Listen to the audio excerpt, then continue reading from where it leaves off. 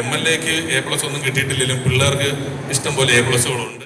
ഒരു 50 വയസ്സിലോ 70 വയസ്സിലോ ഞാൻ എവിടെ ഉണ്ടാവണം നമ്മൾ ആലോചിച്ച് തന്നെ മുമ്പോട്ട് പോവുക. അങ്ങനെ പോകുമ്പോഴേ ഈ സ്ട്രഗിൾ ഒരിക്കലും തീരാൻ പോകുന്നില്ല.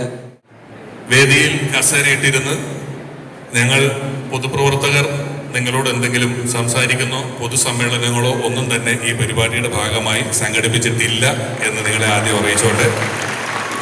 ഈ മുൻനിരയിലിരിക്കുന്ന ആളുകളെല്ലാം ഈ പാലക്കാടിനെ ഇതുപോലെ അതിൻ്റെ ഒരു മതേതര മനസ്സ് കാത്തു സൂക്ഷിക്കുന്നതിന് വേണ്ടി എന്നും മുന്നിൽ നിന്ന് നയിച്ചിട്ടുള്ള ആളുകളാണ്. പൊതുപ്രവർത്തനത്തിൻ്റെ തരത്തിൽ അവർക്ക് ഒരു ദിവസം ഇച്ചിരി പാട്ട് കേൾക്കാനും വിജയിച്ച കുട്ടികൾ അവാർഡ് മേടിക്കുന്നതിൻ്റെ സന്തോഷം ആസ്വദിക്കാനും ഇന്നലെ മമ്മൂക്കയ്ക്ക് നാഷണൽ അവാർഡ് കിട്ടിയതിൻ്റെ സന്തോഷമുണ്ട്. അതിൻ്റെയൊക്കെ ഇരട്ടി സന്തോഷങ്ങളാണ് നമുക്കുള്ളത്. അപ്പോൾ ഏകദേശം 820 A+ ആണ് കേട്ടോ ബേസിൽ പാലക്കാട്. MLAക്ക് A+ ഒന്നും കിട്ടിയിട്ടില്ലെങ്കിലും പിള്ളേർക്ക് ഇഷ്ടം പോലെ A+കളുണ്ട്. 820 A+കൾ കിട്ടിയിട്ടുണ്ട് ഇവിടെ. ഇപ്പം നമ്മൾ A+ കിട്ടിയ കുട്ടികളെയാണ് ഇതിൽ ആദരിക്കുന്നത്. അടുത്ത തവണയൊക്കെ നമുക്ക് കുറച്ചുകൂടെ ഒരു 9 A+, 8 A+ ഒക്കെ ഉൾപ്പെടുത്താം. 10 +2 ഉള്ളവരാണ് ഉൾപ്പെടുത്തുക. ഇപ്പം നമ്മൾ അതനുസരിച്ചിട്ടുള്ള പരിപാടികളാണ് ഇവിടെ ഒരുക്കിയിട്ടുള്ളത്.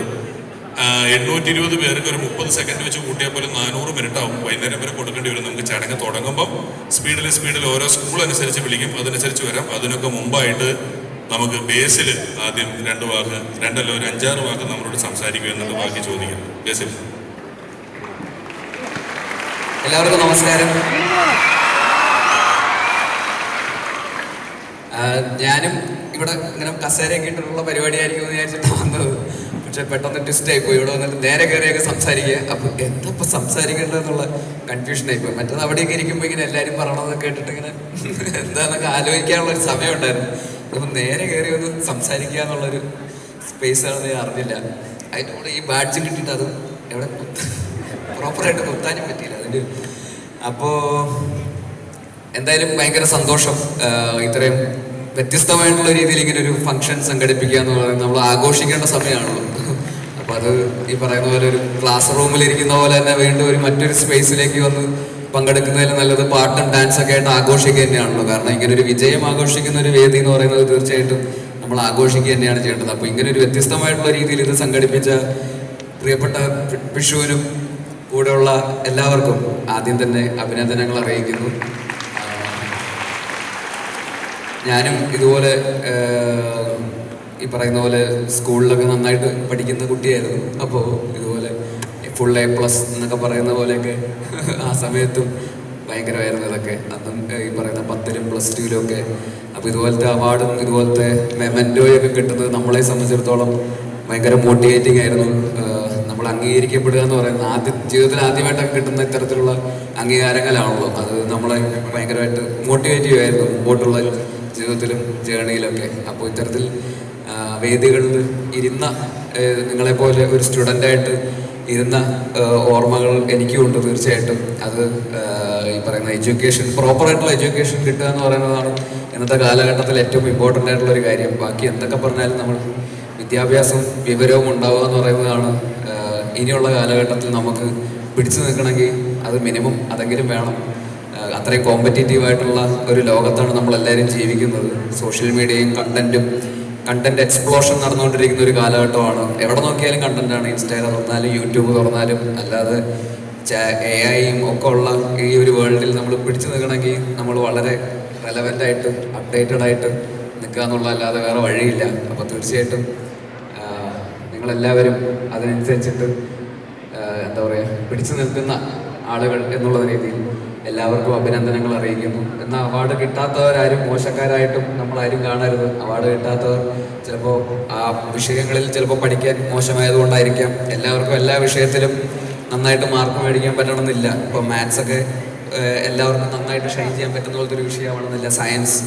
അപ്പോൾ ഓരോരുത്തർക്കും ഓരോരുത്തരുടേതായിട്ടുള്ള കഴിവുകളുണ്ട്. എല്ലാവരും നന്നായിട്ട് പഠിച്ച് എല്ലാ വിഷയത്തിലും നന്നായി പഠിക്കണം എന്നുള്ള നിർബന്ധവും നമുക്ക് ഒരിക്കലും കുട്ടികൾ എന്നുള്ള രീതിയിലും രക്ഷിതാക്കൾ എന്നുള്ള രീതിയിലും ഒരിക്കലും പ്രഷർ ചെയ്യുന്നതിലും കാര്യമില്ല. കാരണം അവരുടെയൊക്കെ കഴിവുകൾ ചിലപ്പോൾ വേറെ എന്തെങ്കിലും സ്കില്ലുകളായിരിക്കാം. ചിലപ്പോൾ നന്നായിട്ട് ആർട്ടിസ്ട്രിയോ, നന്നായിട്ട് ഡാൻസോ, നന്നായിട്ട് മ്യൂസിക്കോ, ആർട്സോ അല്ലെങ്കിൽ വേറെ എന്തെങ്കിലുമൊക്കെ രീതിയിലൊക്കെ ആയിരിക്കാം ഓരോരുത്തരുടെ കഴിവുകൾ എവിടെയാണെന്നുള്ളതും അത് നമ്മൾ ഫിഗർ ഔട്ട് ചെയ്യുക എന്നുള്ളതും അവരെ അതിനുവേണ്ടി സപ്പോർട്ട് ചെയ്യുക എന്നുള്ളതും കൂടെയാണ്. അപ്പോൾ അതുകൊണ്ട് ഫുൾ A+ കിട്ടാത്തവരാരും മോശക്കാരല്ല. അവരെ വേറെ ഏതെങ്കിലും രീതിയിൽ കാലം നിങ്ങളെ അംഗീകരിക്കും. അതിന് വേണ്ടിയിട്ട് നിങ്ങളത് അധ്വാനിക്കുക. എന്തായാലും അക്കാഡമിക്കലി ഈ പറയുന്ന അച്ചീവ്മെൻറ്റ് നേടിയ, ഇതിനുവേണ്ടി കഷ്ടപ്പെട്ട, അവരെ അതിനുവേണ്ടി സപ്പോർട്ട് ചെയ്ത എല്ലാ രക്ഷിതാക്കൾക്കും എല്ലാവർക്കും ഹൃദയം നിറഞ്ഞ അഭിനന്ദനങ്ങൾ അറിയിക്കുന്നു. ഫുൾ A+ മേടിക്കുക എന്ന് പറയുന്നത് ചെറിയ കാര്യമല്ല, ഒട്ടും ചെറിയ കാര്യമല്ല. സ്ഥിരമായിട്ടുള്ള ആത്മാർത്ഥതയും ഡിസിപ്ലിനും ഒക്കെ ആയിട്ട് തന്നെ മാർക്ക് മേടിച്ചാൽ മാത്രമേ ഈ ഒരു പൊസിഷനിലേക്ക്, ഈ ഒരു വേദിയിലേക്ക് എത്താൻ പറ്റത്തുള്ളൂ. അപ്പോൾ ഇതുകൊണ്ട് തീർന്നു എന്നാരും വിചാരിക്കുകയും വേണ്ട. ഇനി അങ്ങോട്ട് കുറച്ചുകൂടെ കടുപ്പമായിരിക്കും. ഞാനും പഠിച്ചുകൊണ്ടിരുന്നപ്പോൾ എൻ്റെ അടുത്ത് ആദ്യം പറയുന്നു 10ാം ക്ലാസ്സിൽ ഫുൾ A+ മേടിച്ച് കഴിഞ്ഞാൽ രക്ഷപ്പെട്ടു, ജീവിതം സെറ്റാവും എന്ന് പറഞ്ഞിട്ടാണ് ആദ്യം. അപ്പോൾ അത് വിചാരിച്ചിട്ട് അന്നേരം അങ്ങനെ വിചാരിക്കും. പിന്നെ പറയും 10ാം ക്ലാസ് ഓക്കെ, പക്ഷെ +2ലും കൂടെ ചെറുതായിട്ടൊന്ന് മാർക്ക് മേടിച്ചാൽ അടിപൊളിയായിരിക്കും. അങ്ങനെ അപ്പോൾ നമ്മൾ +2 ഓക്കെ, +2 അതും കൂടെ കഴിഞ്ഞാൽ തീരുമാനമാവുമല്ലോ എന്ന് പറയും. +2 കഴിയുമ്പോൾ പറയും എൻട്രൻസിനും കൂടെ നല്ലൊരു റാങ്ക് മേടിച്ചാൽ, അപ്പോൾ എൻട്രൻസ് ശരിയാണ്, പിന്നെ അതും കൂടെ നടക്കട്ടെ, എൻട്രൻസ് കഴിയുമ്പോൾ പറയും എഞ്ചിനീയറിങ്ങിനെത്തി ഇപ്പോൾ, അല്ലെങ്കിൽ മെഡിസിൻ, എന്തിനാന്ന് വെച്ചാൽ അതിന് ഫൈനൽ നല്ലൊരു പ്ലേസ്മെൻറ്റ്. ഞാൻ എഞ്ചിനീയറിംഗ് ആയിരുന്നു, നല്ലൊരു കോളേജിൽ അഡ്മിഷൻ കിട്ടി, ഓക്കെ ഇനി നല്ലൊരു പ്ലേസ്മെൻറ്റ്, ഇവിടെയും കൂടെ നല്ലൊരു മാർക്ക് മേടിച്ച് കയറി കഴിഞ്ഞാൽ പിന്നൊന്നും നോക്കാനില്ല എന്ന് പറയും. അവിടെ എത്തുമ്പോൾ പറയും M.Tech അല്ലെങ്കിൽ MBA എന്ന് പറയുന്ന പോലത്തെ ഏതെങ്കിലും ഒരെണ്ണം കൂടെ. അപ്പോൾ പിന്നെ ശരി അങ്ങോട്ട് എന്നും പറഞ്ഞ് ഇവിടെ എത്തുമ്പോഴേക്കും അവിടെ നിന്ന് പറയും കഴിഞ്ഞില്ല, ഇനി ഇവിടെ പിടിച്ചു നിൽക്കുക എന്ന് പറയുന്നതാണ്. അപ്പോൾ ഇത് ജീവിതകാലം മൊത്തം ഉള്ളൊരു എന്താ പറയുക, ഒരു പോരാട്ടമാണ്. അപ്പോൾ അതിൽ നമ്മൾ ഏറ്റവും കൺസിസ്റ്റൻ്റ് ആയിട്ടും ഏറ്റവും ഡിസിപ്ലിൻഡ് ആയിട്ടും ഇതിൽ വർക്ക് ചെയ്യുന്നവർക്ക് മാത്രമാണ് ലോങ് ടേമിൽ നമുക്ക് എന്തായാലും എന്തെങ്കിലുമൊക്കെ എവിടെയെങ്കിലുമൊക്കെ എത്തിച്ചേരാൻ പറ്റുള്ളൂ. അപ്പോൾ ഇതൊരു വലിയൊരു മാരത്തൺ ആയിട്ട് എല്ലാവരും കാണുക. ആ മാരത്തൻ്റെ ഇടയിൽ നമുക്ക് ഇടയ്ക്ക് ഓരോ പിറ്റ് സ്റ്റോപ്പുകൾ തരും, ഇടയ്ക്ക് കുറച്ച് എന്താ പറയുക, കുറച്ച് കുടിവെള്ളം അല്ലെങ്കിൽ ഒരു ഓറഞ്ചൊക്കെ തരും. വലിയ ദീർഘദൂര ഓട്ടം ഓടണതിനിടയ്ക്ക് 21 കിലോമീറ്റർ 42 കിലോമീറ്റർ ഒക്കെ ഓടുന്ന സമയത്ത് ചെറിയ റിഫ്രഷ്മെൻറ്റ് തരും. അങ്ങനത്തെ ഒരു റിഫ്രഷ്മെൻ്റ് ആയിട്ട് മാത്രം ഇതിനെ കണ്ടാൽ മതി. ഇതിവിടെ ഒന്നും തീരുന്നില്ല, ആരും പേടിപ്പിക്കാൻ പറയുന്നതല്ല. പക്ഷെ ഉറപ്പായിട്ടും മുമ്പോട്ട് പോകുമ്പോൾ അത് അങ്ങനെ തന്നെയാണ്. ഷോർട്ട് ടേം ഗോൾസ് ഒന്നും വെക്കരുത്, ലോങ് ടേം ആയിട്ടുള്ള ഗോളുകൾ മാത്രം വെക്കുക. ഒരു 50 വയസ്സിലോ 70 വയസ്സിലോ ഞാൻ എവിടെ ഉണ്ടാവണം നമ്മൾ ആലോചിച്ച് തന്നെ മുമ്പോട്ട് പോവുക. അങ്ങനെ പോകുമ്പോഴേ ഈ സ്ട്രഗിൾ ഒരിക്കലും തീരാൻ പോകുന്നില്ല. സ്ട്രഗിൾ എന്ന് പറയുന്നില്ല, ഈ ഒരു എന്താ പറയുക, ഈ റേസ് എവിടെയും തീരാൻ പോകുന്നില്ല. ഞാനാണെങ്കിൽ സിനിമയിൽ വന്നു കഴിഞ്ഞ് സിനിമയിലെത്തിയല്ലോ, ഇനി രക്ഷപ്പെട്ടല്ലോ എന്ന് പറയുന്നിടത്തൊന്നും തൊട്ടാണ് ആക്ച്വലി ശരിക്കുമുള്ള സ്ട്രഗിൾ തുടങ്ങുന്നത്. സിനിമയിൽ വന്നതിന് ശേഷമാണ്. കാരണം പിന്നെ പിടിച്ചു നിൽക്കാനുള്ള ഒരു ഓട്ടമാണ്.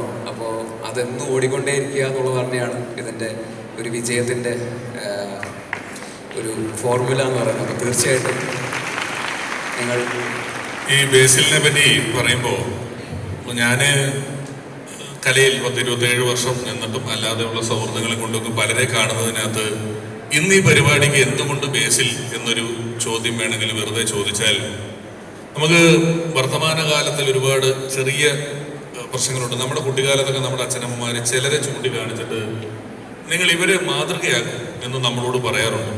ഇന്ന് അങ്ങനെ നമുക്ക് ആരെങ്കിലും ഒരാളെ ധൈര്യമായി ചൂണ്ടിക്കാണിച്ചിട്ട് നിങ്ങൾ ഇയാളെ മാതൃകയാക്കുമെന്ന് പറയാൻ പറ്റില്ല. ഒന്ന് പറ്റില്ല, രണ്ട് ആരും മറ്റൊരാളെ പോലെ ആകാൻ ഇന്ന് ശ്രമിക്കുന്നുമില്ല. എല്ലാവരും വളരെ യുണീക്കായിട്ട് അവനവൻ്റെ കാര്യങ്ങളിലേക്ക്, അവനവൻ്റെ ഐഡൻറ്റിറ്റിയിലേക്ക് നിൽക്കുന്നതാണ്. അങ്ങനെ വന്നതിൽ ബേസിലിനെ ഞാൻ വർഷങ്ങൾ മുമ്പ് ഞാനും റീമി ടോമിയും ഇസ്രായേലിൽ ഒരു പരിപാടിക്ക് പോകുമ്പോൾ അന്ന് ബേസിൽ ആ പരിപാടിയിലുണ്ട്. ബേസിലിൻ്റെ അച്ഛൻ ഫാദറാണ്. അപ്പം അതുമായിട്ടും സിനിമ കഴിഞ്ഞിട്ടില്ല ബേസിലിൻ്റെ. അപ്പം കുഞ്ഞിരാമായണം എന്ന് പറഞ്ഞ പടം കഴിഞ്ഞ് നിൽക്കുമ്പോൾ ഞങ്ങളുടെ കൂട്ടത്തിലുണ്ട്. ബേസിലിനെ അന്ന് ആർക്കും, ഞങ്ങൾക്കല്ലാതെ അങ്ങനെ സംഘത്തിന്, ബേസിൽ സംവിധായകനാണ്, വെള്ളിത്തിരയിൽ വന്നിട്ടില്ല, ആർക്കും അറിയില്ല. ബേസിൽ ഞങ്ങളുടെ കൂട്ടത്തിൽ ഫുൾ ട്രിപ്പിലുണ്ട്, വണ്ടിയിലിരിക്കും, അങ്ങനെ ഇരിക്കും. അന്ന് തൊട്ട് ഇപ്പം നമ്മൾ പ്രഖ്യാപിച്ചിട്ടില്ലാത്തൊരു വലിയ കാര്യം ബേസിൽ മിക്കവാറും ഈ കൊല്ലം അവസാനമാകുമ്പോഴത്തേക്ക് പ്രഖ്യാപിക്കും. ആ ലെവലിൽ ബേസിൽ എത്തി നിൽക്കുകയാണ്. അപ്പോൾ ഞാൻ കാണുന്ന കാലത്ത് ഒരു സംവിധായകൻ എന്നൊക്കെ പറഞ്ഞാൽ തലേ തൊപ്പി, ഗൗരവം, അയാൾ ഒറ്റയ്ക്ക് കസേരയിട്ട് മാറിയിരിക്കുന്നു, ഇയാൾ വളരെ ലിമിറ്റഡായ ഒരു സംഘത്തോട് മാത്രമേ സംസാരിക്കുകയുള്ളൂ തുടങ്ങിയ ഗൗരവം വച്ചു പുലർത്തിയിരുന്നു. അത് വേണോ വേണ്ടയോ എന്നുള്ളത് മറ്റൊരു സ്ഥലത്താണ്. അപ്പോൾ ആ ഗൗരവം വെച്ച് പുലർത്തുന്ന ആളാണ്. ബേസിലിൻ്റെ ഒരു കരിയർ എടുത്താൽ ബേസിൽ ആദ്യം പഠനം കൃത്യമായി പൂർത്തിയാക്കി, അത് കഴിഞ്ഞ് ജോലിക്ക് കയറി, അല്ലേ? എന്താ ജോലി? എഞ്ചിനീയറാണ് കേട്ടോ ഈ നിൽക്കുന്ന ആള്. സിനിമ നമ്മൾ പറയുന്നത് ബേസിൽ നന്നായിട്ട് പഠിച്ച് എഞ്ചിനീയറായി, പഠനത്തിന്റെ സ്ഥലമൊക്കെ. അതിനുശേഷം അദ്ദേഹം സിനിമയിലെത്തി രണ്ടാമത് മിന്നൽ മുരളി പോലൊരു വലിയ സിനിമ ചെയ്യുമ്പോൾ കോവിഡ് വരികയാണ്. ആ സിനിമയ്ക്ക് തിയേറ്റർ റിലീസ് സാധ്യമാകുന്നില്ല. ഒരാളുടെ ഫുൾ അധ്വാനം കഴിഞ്ഞ് തിയേറ്ററിൽ ആ സിനിമ കാണണമെന്ന് ആഗ്രഹിക്കുമ്പോൾ ആ സിനിമ തിയേറ്ററിൽ റിലീസാകാൻ പറ്റാത്ത സാഹചര്യം വരുന്നു. അവിടെ തളരുന്നില്ല, അത് പിന്നീട് OTT-യിൽ വരുന്നു, അതിനുശേഷം സിനിമ ചെയ്യുന്നു, ഇതിൽ നിന്ന് അഭിനയത്തിലേക്ക് പോകുന്നു. ഇപ്പോഴെല്ലാം ജീവിതത്തെ നമ്മൾ ഈ പറയുന്ന അനാവശ്യമായ ഒരു ഗൗരവത്തിൽ കണ്ട് ടെൻഷൻ അടിച്ച് ഞാൻ എന്തൊക്കെയാണ് തുടങ്ങിയ യാതൊരു ബോധ്യങ്ങളും അറിയാതെ, ചുരുക്കി പറഞ്ഞാൽ സിനിമ എന്ന ഹെഡിങ്ങിന് കീഴെ ആളുകൾക്ക് അനുഭവിക്കാൻ പറ്റുന്ന ദുസ്വാതന്ത്ര്യങ്ങളിലേക്ക് ഒന്നും പോകാതെ വളരെ ചിരിച്ച് സൗഹൃദത്തോടെ എല്ലാവരോടും ഒരുപോലെ ഇടപഴകുന്ന ഒരാളാണ് ബേസിൽ എന്ന് പറയുന്നത്. ബേസിൽ നിങ്ങൾക്കൊരു നല്ല മാതൃക തന്നെയാണ്. ഒപ്പം ഞാൻ ഈ ഇടയ്ക്ക് പറഞ്ഞു, ബേസിലിന്റെ പൊന്മാൻ എന്ന് പറയുന്ന സിനിമയിലെ ഒരു ഡയലോഗ് ഞാനത് കണ്ടപ്പം എനിക്ക് വല്ലാതെ ഫീൽ ചെയ്തൊരു ഡയലോഗാണ്. അതിൽ ഒരു ഡയലോഗ്, ഒരു സീനിൽ അദ്ദേഹം പറയുന്നുണ്ട്, എടാ ഇപ്പൊ ഇവിടെ ഇരുന്ന് ഞാൻ വിളിച്ചാൽ എനിക്ക് 1.5 ലക്ഷം രൂപ, ലക്ഷക്കണക്കിന് രൂപ മുറി കൊണ്ടുതരാനുള്ള ആളുണ്ട്, സൗഹൃദമുണ്ട്. സൗഹൃദം എന്ന വാക്ക് പറഞ്ഞ ശേഷം അടുത്തത് പറയുന്നത്, അതാണ് എൻ്റെ സമ്പാദ്യം, അതാണ് നമ്മൾ ഉണ്ടാക്കിയത് എന്നാണ് പറയുന്നത്. സൗഹൃദം എന്നത് ഒരു മനുഷ്യനെ സംബന്ധിച്ച് അവൻ്റെ ജീവിതത്തിലെ ഏറ്റവും വലിയ സമ്പാദ്യമാണ്. ആ സമ്പാദ്യവും ധാരാളമാക്കി ഉണ്ടായിട്ടുള്ള ഒരാളാണ് ബേസിൽ. ഒരുപക്ഷെ നമ്മളോടുള്ള സൗഹൃദത്തിന്റെ പേരിലാണ് ഇന്നും തിരക്കുകൾക്കിടയിൽ അദ്ദേഹം വന്നത്. അദ്ദേഹത്തോടുള്ള നന്ദി കൂടി ഞാൻ ഈ അവസരത്തിൽ വേദിയിൽ വെച്ച് അറിയിക്കുന്നു. Thank you dear, thank you very much. Thank you. വീണ്ടും പാലക്കാട് എന്നെ സംബന്ധിച്ചിടത്തോളം വളരെ ഫേവറേറ്റ് ആയിട്ടുള്ള ഒരു സ്ഥലമാണ്. എൻ്റെ ആദ്യത്തെ സിനിമ തുടങ്ങുന്നത് പാലക്കാടാണ്. കുഞ്ഞിരാമായണം എന്ന് പറയുന്ന സിനിമ ഞാൻ സംവിധാനം ചെയ്ത സിനിമയാണ്. ആ സിനിമ ഷൂട്ട് ചെയ്തത് കൊല്ലങ്കോടാണ്.